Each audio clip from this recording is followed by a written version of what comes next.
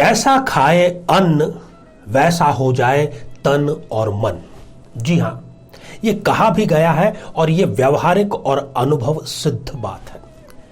यदि हमारा भोजन तामसिक होगा, गरिष्ठ होगा, तो हमारे शरीर और मन जो है वो इसी प्रकार की तामसिक प्रवृत्तियों का शिकार हो जाएंगे। मेरे बहुत ही प्रिय और बेहद सम्मानित साथियों, हृदय की असीम गहराइयों से अभिनंदन, बहुत बहुत हार्दिक स्वागत। साथियों, इस पूरी श्रृंखला में हम एक दर्दनाक, एक खतरनाक और एक ऐसी बीमारी जो कि बार बार कुछ समय के बाद में फिर से अपनी दस्तक दे देती है, पाइल्स के बारे में हम चर्चा कर रहे हैं। उसके ज्योतिषीय कारण क्या है उन पर चर्चा कर रहे हैं, और इतना ही नहीं, उसके बहुत ही सरल उपायों की भी चर्चा कर रहे हैं। यदि कोई एपिसोड आपका देखने से रह गया है तो यहां आई बटन में हमने उसका लिंक प्रोवाइड करा है ताकि जाकर के आप उसको देख सकते हैं। सबसे बड़ी गलती हमसे कहां पर होती है? गलती यह होती है कि हम जन्म पत्रिका को, ग्रहों को दरकिनार करते हुए केवल और केवल किसी पद्धति का सहारा लेते हैं, चाहे वो आयुर्वेद हो, एलोपैथी हो, होम्योपैथी हो, यूनानी हो, जो भी मर्जी हो। उससे हमें फौरी तौर पर तो आराम मिल जाता है, परंतु चूंकि हमने ग्रहों का इलाज नहीं किया और वो बीमारी हमारे शरीर में ग्रह की वजह से ही आई थी, तो वो ठीक नहीं हो पाती।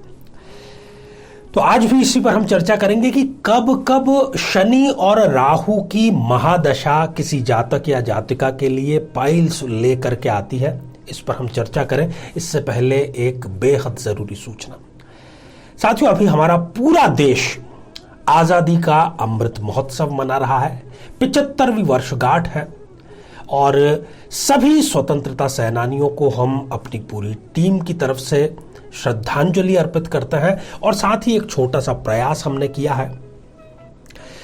15 अगस्त के दिन दोपहर के लगभग 12:15 बजे हम एक विशेष कार्यक्रम प्रसारित करेंगे और उसमें हम निःशुल्क मार्गदर्शन करेंगे, निःशुल्क समस्याओं का समाधान करेंगे, निःशुल्क अपनी जिज्ञासाएं जो आप भेजेंगे उसका हम उत्तर प्रदान करेंगे 75 अर्थात 75 भाग्यशाली जातक जातिकाओं के।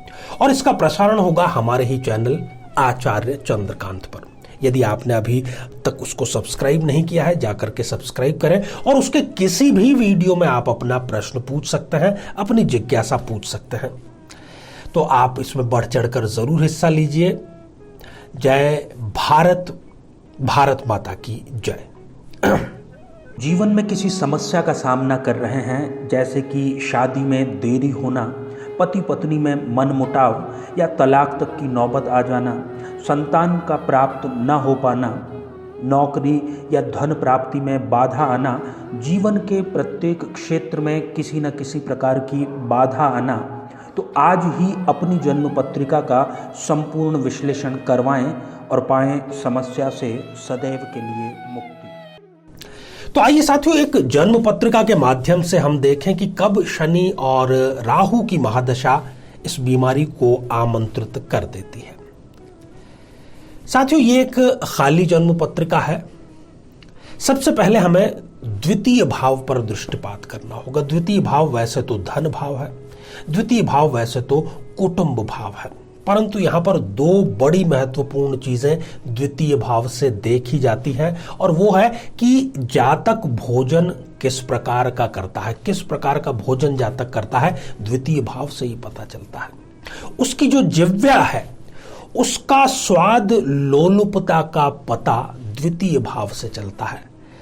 और सीधे तौर पर पाइल्स जो है वो हमारे भोजन किस श्रेणी का है, हम किस स्वाद के अनुसार भोजन करते हैं, चटकारे लगा लगा करके यदि करते हैं तो संभावना उसकी बढ़ी रहती है। तो यदि इस द्वितीय भाव में शनि और राहु विद्यमान है, यदि दोनों विद्यमान है, बहुत गंभीर स्थिति है। यदि दोनों में से कोई एक विद्यमान है, तब भी गंभीर स्थिति है।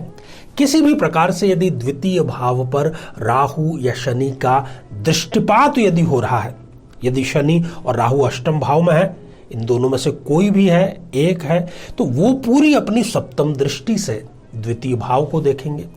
या फिर शनिदेव 12th हाउस में यदि विराजमान है तो अपनी तीसरी दृष्टि से वो द्वितीय भाव को देख रहे हैं।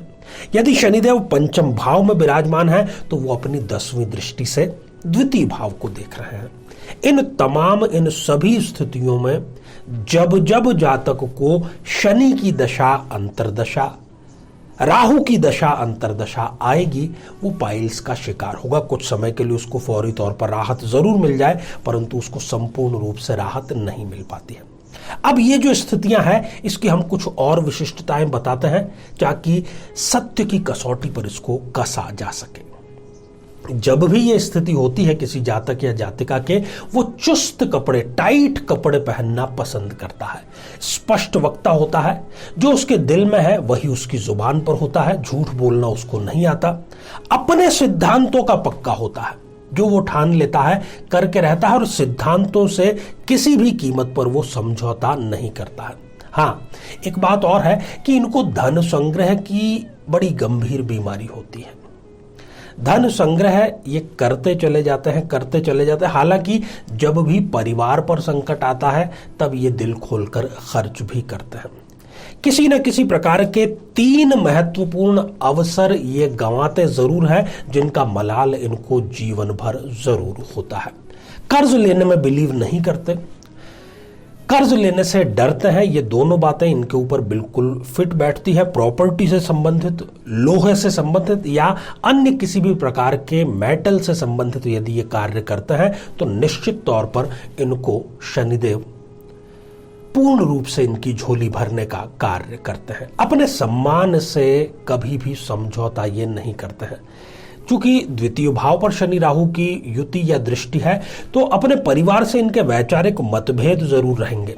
पढ़ाई में कुछ खास ये नहीं कर पाते, परंतु अच्छे खासे जो इनके क्लास के टॉपर होते हैं उनको ये अपने प्रोफेशन के माध्यम से कई किलोमीटर, बल्कि ये कहें कि कई गुना उनसे ये आगे निकल जाते हैं पढ़ाई में, चाहे ये अच्छा परफॉर्म करें या ना करें। बैंक बैलेंस को इस तरीके से बढ़ाते चले जाएंगे, औरों की उस पर नजर न लगे, छुप छुप कर। और इनको ये इस बात पर बहुत बड़ा बिलीव होता है कि अपनी जो संपत्ति है, अपना जो बैंक बैलेंस है, उसका कभी भी बखान नहीं करना चाहिए। ठीक बात भी है। कुंडली मिलान करके यदि ये विवाह नहीं करते हैं तो फिर इनको शनि या राहु की महादशा अंतर्दशा में पति या पत्नी, जो भी इनके जीवन साथी हैं, उससे मतभेद होते हुए स्पष्ट रूप से देखा जाता है। तो साथियों, ये तो हमने समस्या की भी बात कर ली, ग्रहों की भी बात कर ली, और एक और बात यहाँ पर कि यदि शनि या राहु 0 डिग्री या 28-29 जैसी अंतिम डिग्रियों का है, तब फिर वो बातें यहाँ पर फलीभूत नहीं हो पाएगी। अब बात करते हैं मुख्य मुद्दे की कि आखिर उपाय क्या है, क्योंकि समस्या है तो समाधान भी है। जिसने दी है परेशानी वही करेगा मेहरबानी। तो साथियों, शनि से संबंधित एक वृक्ष है, आपने सुना होगा, जिसको कहा जाता है शमी। तो कहीं पर भी जहां पर आपको स्थान मिल जाता है, किसी पार्क में, किसी मंदिर में, तो शनिवार को आप अपने हाथों से ही शमी के पौधे की स्थापना करें, नियमित रूप से जल समर्पित करें, उनको पाल पोस करके आप बड़ा करें, और इसके साथ ही 7 शनिवार तक लगातार संध्या काल में सुंदरकांड का पाठ करें। निश्चित रूप से आपको लाभ जरूर होगा। और यदि आप चाहते हैं कि बहुत गहरी और बहुत कष्टदायक यदि बीमारी है, तब फिर आपको शनि और राहु, इनके बीज मंत्रों से अभिमंत्रित जो जल है, उस अभिमंत्रित जल का सेवन करना चाहिए। केवल 27 अर्थात 27 डेज में, जहां पर हजारों लोगों को इस बीमारी से मुक्ति मिली है, आपको भी अवश्य मिलेगी।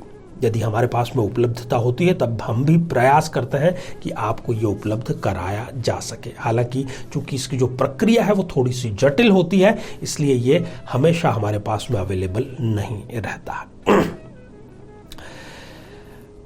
तो इसी प्रार्थना के साथ में कि आप सभी स्वस्थ, समृद्ध और शांतिपूर्वक जीवन व्यतीत करें।